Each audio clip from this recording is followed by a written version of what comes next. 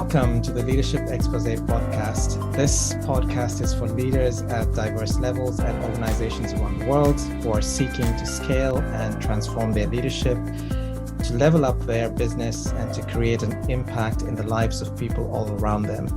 Business topics, trends, innovation, and the intersection with leadership is the focus. We enable success. I'm your host, Stephen Paul. In this episode, we meet a leader who lives and works by his values. He gets things done correctly, and done in double time. With an army career and 20 plus years in business spanning the globe, this leader has seen it all. But one thing he hates to see is business owners not getting a fair deal. We're joined by Mark Whitfield, director at Wurkplace Limited. We'll learn about his personal and professional journey, his values, and his continued mission on the important topic of disrupting the HR and health and safety outsourcing world, whilst also getting a glimpse of his philosophy on it's not anger, it's passion. Mark, welcome. Tell us briefly about where you're based. So I'm based, my home life is based in Cheshire. And my work life is split between Cheshire, Broughton, North Wales, and Manchester in England. So lots of travel then, is it? Yeah. We have clients across the whole UK. So I do try and get around a fair few if I can personally, just to make sure they're good and sound. But generally, yeah, I try and bake for 2 days a week, and then the remaining 3 out of Manchester. Whilst we're growing the Manchester South. Okay, wonderful. So, Mark, tell us briefly about your personal journey. So, my personal. How far back do you want me to go? Start from the beginning. It's because it's very interesting. Okay. So my journey started as I suppose an 18-year-old boy wondering what I was going to do with my life. Back in I'm originally from Cardiff in Wales, and I went to an open day in Sheffield University, and on the way back, I'm an avid rugby player at that time in the early 90s. There wasn't a professional era for rugby. And I saw a little advert in the corner of one of the shop windows in relation to be the best you could be during the army, with the rugby ball and all the athletics and so forth that they were doing. I thought, I'll go and have a chat. And before you know it, within 6 months, I've signed up and I'm in the army. Yeah, quite a whirlwind that was. Amazing. Was it a big shock for you when you actually started with the army? I think, yeah, it was a big shock, because I think I wasn't grown. I kind of grew up overnight, and you've got this big 6 foot tall person shouting, screaming at you, because back in those days you could get away with belittling people and screaming and shouting at them, and we kind of responded as a unit to that. So yeah, it taught me a few lessons straight away in regards to leadership, how not to do it maybe, or how to do it in some aspects. And just the now I can relate to it and look back and think, geez, some of the nuances and some of the things they did he get the best out of us? Did he get us to work as a team? But at the time I hadn't got a clue what was going on. Yeah. And Mark, so tell us a little bit more about how you transitioned from the army into the business world. So I spent around about 7 years in the army, and I was flying up through the ranks and changed over to PT Corps. But it got to a point where I had a thirst for more. I wanted to live. I wanted to understand the world, and I got out of the forces and then applied for a role over in mainland Spain. Within property and multi-propiedad, as a sales consultant. I think then within 3 to 4 months got promoted to sales manager and got sent overseas then to Singapore as a sales manager. Continued there for a for a few months, earning good commissions, learning my trade. I got back to mainland Spain. I think it was around about 2003. And me and the marketing manager saved our pennies and bought the current owners out of that. So in the space of 3 years, we managed to work hard, play hard, save, and take ownership of the company we went to work for. Amazing. Yeah. So then I spread myself then across from Mallorca, mainland Spain and Valencia, and also Singapore. And then we eventually closed Singapore down and concentrated more on mainland Spain. So was it just primarily between Spain and Singapore, or did you do any of the sales around the world? We kind of had sales around the world, so anything from Thailand to the States, major the Asian markets and European markets. But there's different kind of cultures, so you have to understand and adapt to the cultures and how business is done, which I enjoy. I absorb the culture of the country that I'm in and try to understand how things operate, how you operate, how you do things, because it's completely different here in the UK to how it would be, like, say, in Asia, and how it's done in Europe. It's totally and utterly different in your actions, your transactions, and how you communicate with people. I still find that intriguing, how far apart it is. Yeah, and we'll come into that, because quite keen to hear about those lessons that you've learned and how you would actually leverage that internationally, even in the UK, but also how you actually apply that into the business world. So Yeah. let's delve a little bit more into your current endeavors. You're at Wurkplace. Tell us more about that.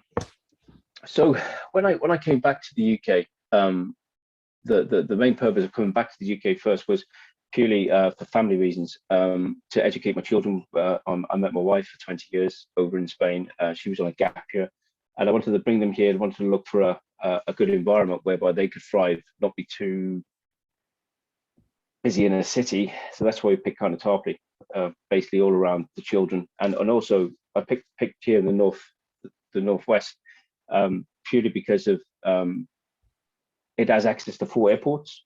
And not only that, it's good industrial. It's a good industrial part of the UK that again has access to ports and so forth. So it's thriving at the moment here in Manchester, as I kind of thought it would be. So when I moved back to the UK, we originally went back to London, and I did a bit of consultancy, and I was trying to understand over here in the UK how the contractual business work, how repetitive revenues, so that my failings, for an example, in Spain, because you have to succeed, you have to fail. And you have to learn from your failures. It's you always see a business, you always think it's this imaginary straight line they've got there, and they've been big and proud, and there's just one line and that's it. It's so far from the truth. There's so many dips and troughs and peaks and troughs, and so many failures to get to where you want to go. But you only ever hear of the success. You never hear of the failures, because some people think that's a sign of weakness. In this warped world sometimes that we live in. But yeah, we had some failures back there. So when I left the business kind of left around me, if that makes sense. I was the business, which was a bitter pill to swallow. So for me personally, coming back to the UK was all about how can I get into this contractual business whereby we're on a repeat revenue. Our USP is a bit different. How can I live by my values instead of being an imposter and taking on other people's just to get that paycheck, just to get business, if that makes sense. Yeah. So I went to work for a company called PHS that run their national accounts. I also went and then worked for a company called Safety Clean, again as a national account executive. Purely, it was all premeditated, just to go and find out how they run their books of business and how they got those contracts over the line, and what it was all about, and how they got the EBITDA to where it was. And then I got asked by a friend of mine who I've become friends with through sport again, and said, have a look at Wurkplace. What do you think of it? I looked at it, looked at the competitors within the HR second and health and safety second. So as a repeat, we could flip it into, it was a consultancy at the time, and saw that quite easily there was bigger companies out there working on books of business whereby it was a repeat revenue scale. So every time you get a new contract, you see a level of company that is growing, and you've got a good sound business whereby you're building a business to pass on or a generational business. And I was like, yeah, let's go for it. Spoke to the MD, which was a lady called Karen Owen, which was the famous Michael Owen's, the footballer Michael Owen. Yeah. His sister. Oh, right. Okay. Yeah, so that was interesting. Because was it a meeting of rugby with football then? It was a clash of football and rugby, wasn't it? So it was a clash of the titans. There's me who's played professional rugby, and her brother that played football. But at the same time, Karen as well was very sporty. She played representing Wales in hockey. So it was a good, she's a bubbly character, and I just thought, yeah, this can work. This can work. She's the brain cell of the operation. I.e., is a lawyer. She understands HR, health and safety. She's got more degrees than I can mention. So around that operational side and getting the best out of people, she's great. Where I added value then was kind of the sales, business development, overarching, seeing the accounts. So we know our strengths, we know our weaknesses, and it combines well together. So we went on a journey of just ripping up the existing business model and putting in place the retainer-based business, which over the last few years has been quite tough because we had to go from a consultancy whereby we were just going out and consulting, nothing was really in contract, to then switching and turning off that consultancy and saying, no, sorry, we can't do consultancy unless you're on a retainer. Took a while to get back up, but we're in a position whereby every single one of our clients, we deal with 168 clients UK wide at the moment, and they're all on retainers. So it's all retained book of business, value business. That's amazing. So tell us a little bit more. What makes it interesting working in this particular organization compared to some of the other organizations? I mean, you started your business in Spain and so forth. What's the difference? Can you elaborate on that? Yeah, I think when I didn't so much as look originally, I didn't look too much down at the lines of what they were delivering of the service, the output. I was kind of fixated on this model. So I didn't kind of divert too much into what is HR, what is health and safety. I was a bit blasé. It was a product to me, and how did that product work? How did it fit? And how did it fit the model that we want to sell? And who else is doing it? And what are they doing? And what's their weaknesses? So we kind of went out and looked at the weaknesses. We did kind of many SWOT analysis and many personas of all our competitors and industries to find out what the pinch points were and how they needed us or didn't need us or didn't think they needed us, and how risk averse it is. Because generally with HR and health and safety, the only time you get a new client is when there's a risk, when at the point of failing. It's never at the point of best practice. So am I right to say that overall? Yeah, no, absolutely. So am I right to say then that you actually look at it more from a front end perspective, not after the fact? It's actually before the fact, preventative. Yes. So this is where we're at now in the place. How can we position ourselves whereby it's not at that back end risk, it's right at the beginning. So we're not having to break a cycle, we're creating a cycle. And how are you? What kind of appetite are you getting from organizations on that model? It's hard for us to track just now because we've put ourselves and we're very young in regards to how we're adopting this, because as I said, we're a disruptor, and that is our vision. And I think if we revert back to Wurkplace, everybody that we've employed is employed based on their values. So we did a piece and which lasted around about 6 months a year ago, in regards to finding out who we really are. What is Wurkplace? What are we? Who are we? Why do we turn up in the morning? Why am I doing what I'm doing? And we did some film footage of our clients. We went out, we videoed them, not me personally, but we got someone to go out and do this. And all the messages that come back, it was the same. It was the same. They're accountable, passionate. Mark, you know, he can appear to come back maybe not angry, but so passionate about what he does and how he does it. And it's hard to hear sometimes, because you don't want to hear praise. You just want to know what you're not doing so you can correct it. Yeah. Yeah. Me personally, that's how I'm built. So that give us our values, and in that was the same as our mission. Everyone buys into it. So when we recruit, it's all based on, are we accountable? We're not just accountable to ourselves, but we're accountable to each other. Are we passionate enough? Are we giving our clients what we deserve? The hardest bit to actually do is the humility bit, because sometimes we set our bar so we do too much sometimes. I don't know, how can you do too much? But we do, in regards to the expectation. So in that expectation, that bar is set. Yeah. And sometimes it's a bit tricky there.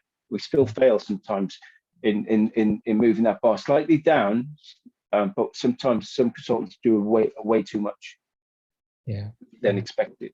So I think that's the hardest thing for us at the moment.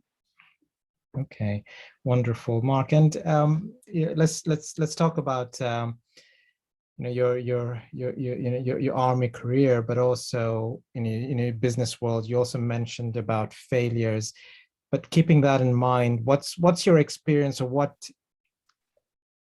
as a challenge that you've maybe faced in business, where you've actually utilized your failures, but also transform that into a highly positive outcome.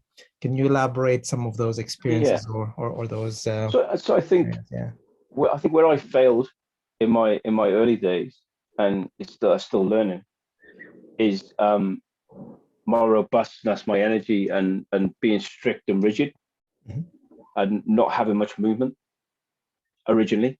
And taking that from because if you think about it, you're trained in the army, a set way of doing things, and you do it, and if you don't succeed, you die. Yeah. To an extreme. That's the extreme. Yeah. That's the extreme. So we're very task orientated. So when you go back into the civilian world and you think, yeah, I've got this, all I need to do is just tell everybody what to do. And if they don't listen, we just shout at them. And if they don't listen, we shout at them some more. and if they don't, then we take them out and we'll beast them in the car park.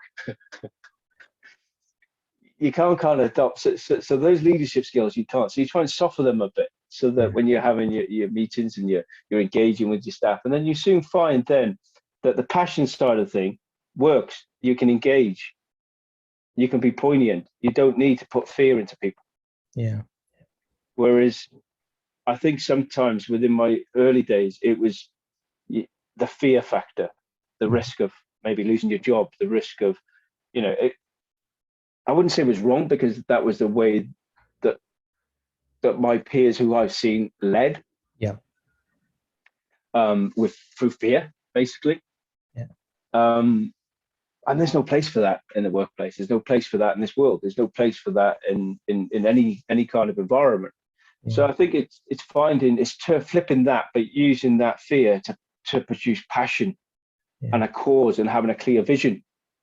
Yeah. And I think if you can then work with people that understand their values, but understand your values, and you can share them and cross-reference them, then you'll never have to ask anybody ever again to do that extra 10%, because it just comes automatically. Yeah, I think that's a very important aspect, values, and also just being open and transparent. And I think in your experience as well, just being authentic and vulnerable at times also helps in having those open and transparent conversations. Would you agree? I'd like to think so. I'm still on my journey. Every day is a new day. Every day is a learning day. Every day is a failing day. Yeah. And I think business leaders should be more forthcoming with this within their speeches, within their leadership speeches, within their management. You open a company, you start a company. It's not your company; it's your employees' company. Just like just because you own your home and you invite your children into your home, it's not your home. It's your family home. It's your children's home as well. Yeah. So why in the work setting, when we spend most of our time in our work setting, do we not treat our employees, or leaders don't treat their employees this way? Or maybe they do, maybe they don't. It's open for discussion. But I think more employees should be thinking this way, and it's the consequence of a certain few individuals that are running a company, the board, the execs. They have a huge responsibility to make sure that message is getting across to their employees, so that there is a good place to work, so that they are setting legacy. Yes, we all want to make profit. Yes, we all want to get there. But if we always think about the profit margins, if we always think about the end goals, we'll never reach them. Mm-hmm. True. And this is why we have a recruitment problem within the world at the moment. And we have this recruitment problem because we have revolving seats where, you look at the tech industry right now. This is going off piece a little bit, but if you look at the tech industry right now, people are leaving for an extra £5,000 a year, an extra £10,000 a year. It's not structured. It's not layered. They don't see where, the mission, the vision, all that kind of piece there. It's not there at the moment in companies. They're fading quick because they're just trying to put butts on seats. Yeah, it's true. It's true, absolutely. And it all boils down to how you're operating the company and what kind of transformational leadership you can actually apply. And I think it also comes down to people's mindsets and how people either just thinking short term instead of long term. So there's a variety of factors, and disruption is also a big contributor to that as well. So people want the next big shiny thing as well, or to be part of that. It's so true. It's so true. But why are we all so blind to it then? I think the whole of the world needs to stand up and give themselves a good shakedown and just be honest with where they are. Because if you pinpoint your career and where you start and where you are now and your journey to that, it's logical that you're going to train an apprentice. Apprentice is going to come in. They're going to do what they can. If you can't afford them once they're qualified, they're going to go. They have to go because they're at that journey. They're young. They're eager. They want to learn. They're not going to progress through that whole company. Yeah, it's just not going to happen. Yeah. So we need to realize this and put in the plans for that. And we don't do that because we lie, because we lie to ourselves. We allow ourselves to get coerced into thinking that people are going to stay all the time. If we've got our mission right, even if we've got the vision, that's changing constantly with society and the environment. Yeah. But we never plan for it because we're too busy getting attached to the emotion of, yes, they're going to stay forever, and they're not. Yeah. It's absolutely true. It's two-dimensional, right? So from a business perspective, in alignment with what you mentioned, it's like companies also having clarity on their values, their vision, their mission, and so forth, but not just on paper, actually living it, breathing it. Yeah. How many companies do you know that you walk into their office and they've got their values on the wall, and they may have 6 or 7 values? And I guarantee you the CEO, the MD, or any senior management can remember 6 or 7 values. Impossible. It's impossible. Yeah. And yet, are they in practice? Yeah. They're not in practice. They're put on a wall. Yeah. I'm a firm believer in your values should be on your sleeves. You should be talking them. They should be not just your personal ones, but if you're working with an organization and you understand what they're trying to achieve, because it's been articulated to you and explained to you in a format that you can understand from top down and down up. Yeah. And you've all bought into that vision, that mission, which will change because it has to, because we're disrupting right now. We want to be the best in the UK, but the minute our software goes live in 16 months' time, we want to be hitting Europe and Asia markets. Yeah. So our mission is going to change completely, which will need a completely different set of people and a different set of tactics. Yeah. But again, we will articulate that, move that on, and explain to everybody what we're doing and how we're doing it. But we just will make it's not just us as leaders to make choices. That it's everybody within the organization. Absolutely. And I think that's the piece we miss. It's true. It's again, it's two dimensional. It's one from a company perspective or from an organization perspective, and the second is the actual individual itself. It's also that individual getting clarity on their purpose and Yeah. how they want to align themselves to the company, but also within themselves. And some people just have that one track mind, without really understanding their own purpose. I think you hit the nail on the head there. People not understanding their purpose. Yeah. And I think the reason why they don't understand their purpose is because it's not talked about enough. It's all about what the company can get out of you.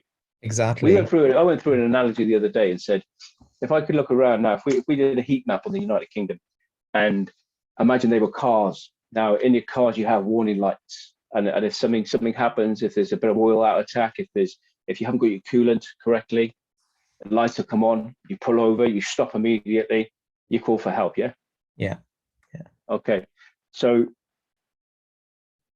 what if you were to put that warning system within human beings across the UK? I think the amount of energy you could get off that would light up the whole world probably for about 1,000,000,000 years, because everybody is walking around in some sort of crisis, some kind of issue, or some problem that needs to be discussed or to help with, because they don't understand their purpose. They don't understand why they're going to work that day. They don't understand what they're getting from a company, or they don't understand their why. And it's not talked about. Not talked about enough. And it should be, because they think, oh yeah, you can't talk about it because it's not practical, it's not productive. Geez, man, they're missing the point. Of course it's productive, because if you can get the right workforce working for you, again, I'll revert back to my previous conversation. You won't have to ask that extra 10%. That 10% comes automatically. They will walk through walls for you. Yeah, that's true. So, Mark, tell us a little bit more about any business leaders or leaders that you follow or admire, about the work that they've done. So again, this is back to sports, but Alwyn Jones is the Welsh captain. Yeah. I don't know whether you're familiar with him in the rugby setting, and the British Lions as well. And his immense leadership, is I've just read his autobiography now, and he just inspires me as a leader. The way he's so humble. I'll give you an example of him standing there, raining thunder. He had a little mascot. I think she's about 6 years of age. He took his jacket off, wrapped it around her, stood there singing the national anthem while hugging and cuddling this little girl who's getting wet just before they're about to face, I think, South Africa. Yeah. And then he picks her up, walks her back off, and puts her around. You don't have to do that. And then you look at the football side of things, and so him. And another one is Wim Hof. I don't know whether you're familiar with Wim Hof. Yeah. So he's quite inspirational. I've just finished reading his book, and the amount of crisis he had around his wife throwing herself out of the building, and him looking after 4 children. And I had Crohn's disease. I got diagnosed with Crohn's about 5 years ago, and like 2 years ago I had my bowel removed, which not everybody knows about that, because I still play rugby and I still run around like a fool. And the breathing exercises that he does has stopped me now. I'm not taking medication now, because I do the cold showers. I have cold exposure, and I do all the breathing, which helps me as well in my day-to-day tasks. So I'm not stressed, I'm not worried. I just go with it. And amazing. For me, that kind of him, and a guy called Jay Shetty as well. I don't know whether you're familiar with Jay Shetty. He's like walk like a monk. So yes. Yeah. I think he's a bit commercialized these days, but true. But he's got some good sayings. Good. Yeah, absolutely. I know. Like the beginning bits were brilliant, and I don't know. I wouldn't say he's annoying me, but he's just gone too celeb. It's just taking the rawness of him away a slight bit. And another one while I'm on it is Dr. Chatterjee. I don't know whether you've heard of him. What does he focus on? Is it on leadership or on some on Yeah, on leadership, mental well-being. Okay, yeah, and just around that. It's also so connected. There's a lot of connectivities there, in regards to understanding yourself, understanding your weaknesses, understanding the threats that you can give, and turning them into positives and turning them into your friend instead of your enemy.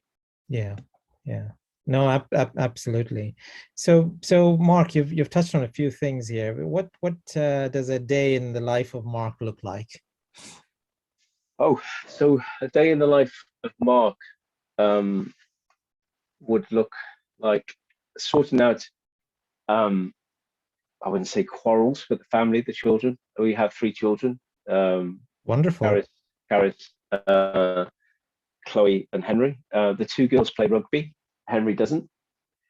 Karis is currently playing for Sale, and she's doing her GCSEs at the moment, and she wants to be a lawyer. So you can imagine how much stress is going around the house at the moment, with a 16-year-old, a 14-year-old, and 11. So yeah, and they're all getting tested. I think Henry's doing his SATs. Chloe's picking her options, and Karis is about to venture her GCSEs, but she's doing well. She's done a Spanish today, and she said she's come back glowing and raving about it, and she was great. So yeah. So the day would start off probably with me making sure that they're good. Suzanne will shoot off. She's a physiotherapist, my wife, so she'll shoot off. I'll then head to Manchester, make sure I have conversations with accounts, sales, marketing, understand what's going on. Generally networking, and keeping up to date with clients. I like to be on the ground. I like to keep myself in touch with my clients, find out what they need, and I do the job of the in-between. So the service gets delivered. I then do my checks, making sure that the clients are getting what we said that we would provide to them. And if there's any pinch points, or there's any issue or anywhere, because at the end of the day, we deal with people. Sometimes we have to tell them things that they don't like, because that's our business, that's HR. So the first thing they try and do, they're like children. They'll bail back at us, and it's our fault. And then we calm them down, we get to speak to them, take the emotion out of it. Then they understand, yes, that's little, that's this. They should have done what we told them to do, and then we put their heads back on, and then they can play with their train set, and off they go. So that's kind of me. And at the moment, I'm heavily involved in a project with the university, whereby we're trying to invent some new tech, which is going to be a bit automated with Alexa style theme for HR, health and safety, and payroll. Okay. So we're going to combine it all into one. Is that your next big business adventure? That's the bit that's going to get us off to Europe, transatlantic, and so forth. Because at the moment we've got the retainer, whereby we do the consultancy and we white label a product. But now we're ready for that next step to go ahead and develop our own. So we want some funding through Innovate UK. Because it's going to be new to the market, nothing of this kind on the market right now. Because the bigger boys, when I say the bigger boys, I don't mean to be gender specific there, but the bigger competitors out there, they buy acquisitions, and where they buy acquisitions, they can buy a piece of software that does payroll, they can buy a HR, they can buy a health and safety, but they can't combine it because they can't get rid of the revenue. So if you turn over, I don't know, £1 billion in your HR software, you wouldn't forgive those clients and go, yeah, come along, you can join this and just pay one subscription, because the board wouldn't allow it. So they're never going to be able to get an all-in-one product. It's impossible. They can own one, but they can't physically do it for one ticket, one price. So that's our USP. That's where we're gonna sneak in and hopefully take that space, but with a bit of AI, so it works via a speaker. So it's this gratification thing, isn't it, Stephen? Everybody wants things right now. They don't want to wait. They don't even want to open their computers. They want to do everything by the phone. They don't want to use desktop. So how can we do that? How can we make HR? How can we advance what's already there? But give them exactly what they want for a speaker. No, it without sounds diluting our service. Yeah, absolutely. No, it sounds like a very interesting endeavor. It's a great model. You're using some good technologies, AI included. So it sounds like a interesting goal as well. You're going to be expanding, did you say, to Well, we Europe, will. We yeah. multiple countries in Europe? Yeah. We want to hit the UK first when it's done, and then there's a plan in place then for year 3, year 4 once it's developed to then hit Europe and the emerging companies as well, like South Africa and um, yeah, Yeah. different parts of Asia whereby they're challenged in those safety kind of laws. I know there's different laws and different bylaws there, but the layers are starting to appear now whereby this needed. So Yeah. yeah. And Mark, with all of this happening, do you feel that we've actually gone back to a version of normal as a with pandemic over the last couple of years? Are you finding any shifts or any changes or any adjustments that you need to make now? I recognize in the last 2 years you needed to, but now do you need to make any additional adjustments on how you're I think operating? I think lockdown did us good. I'm not going to lie. It gave us time to reflect. Um, our system wasn't designed for all our clients to contact us on the same day when we closed the United Kingdom. So we had to keep ahead of everybody, which was a great test of our resolve and what we had in place, so that we could refine it even more so.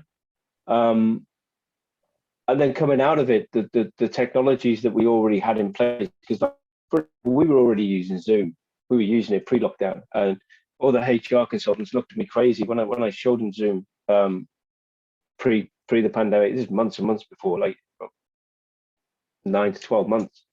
We were using it because I wanted to try and adopt, because we wanted our coverage across the UK and our 2 central offices. I wanted to try and see if our HR audits over Zoom instead of in person, which would reduce our mileage and our CO2 emissions as well. Yeah. So they bought into it, but didn't really buy into it, and there was a lot of pushback I kept getting. Yeah. And then when COVID happened, he was like, "Oh, thank God we got this, Mark. Oh, this is amazing. We can do this, we can do that." And I was like, "Jeez, if only I had it. If only I could have gone back and recorded what they said previously." Yeah. So that helped us capture more clients. It also enabled us then to advance our health and safety side, whereby we could get someone walking around with their phone, Yeah. and we could then actually do the audit as someone's walking for us. So we were walking, talking with them, but wouldn't actually be there on site, if that makes sense. Mm. So we've kind of advanced a lot more on that front as well, which has been great for us as a company. So there's still a fear factor there. I still don't see the full off. I go to Manchester and we're down by the quays, and there's still a lot of empty offices. A hell of a lot of empty offices, and I also planning on going back until next year into the office. So they're still doing that hybrid model. And I've noticed more and more the networking, and getting around and seeing and chambers and different events, there's a lot of empty seats, more empty seats still. So I still think there's that fear. Yeah. But I do see we've jumped leaps and bounds, maybe 7, 8 years ahead of where we would have been in tech wise. And I do honestly think that every company will eventually be a tech company. Yeah. So now is the time to invest. Now is the time to look forward into that and start making those adjustments while it's forgivable. Because I think we're in a forgivable stage still, Yeah. where there's allowances there to kind of go, right, okay, we've mistakes, we've done this, we've done that. Let's try and embrace that technology. Don't be fearful of it. Embrace it. Yeah. If you can still get that blend of people. You're not diluting your service. It'll enhance your service if it's done correct. Yeah. Yeah. No, it's true. I completely align with what you're saying. Well, we're coming to a close very shortly, Mark. So let me ask you, do you have any closing messages or a challenge or a call to action to other leaders that you want to outline here? Yeah. Stop talking. Yeah. More action. There's a lot of sayers out there. There's not a lot of doers. Start doing. If you have these ideas and you have these things, go with them. Have faith in yourself. Have faith in what you're doing. and just keep creating. Don't stand still. Yeah, that's very, very good advice. Very good challenge to leaders. Wonderful. Thank you very much, Mark, for being with us today and sharing your journey. Thank you very much. Hey, no worries. Nice talking to you. Wonderful. Okay, folks, thank you very much for listening in, and stay tuned for our next episode with another great leader who's been instrumental in international mergers, where he'll give a view of what works and what doesn't. Stay tuned for that one. Thank you very much and have a wonderful day.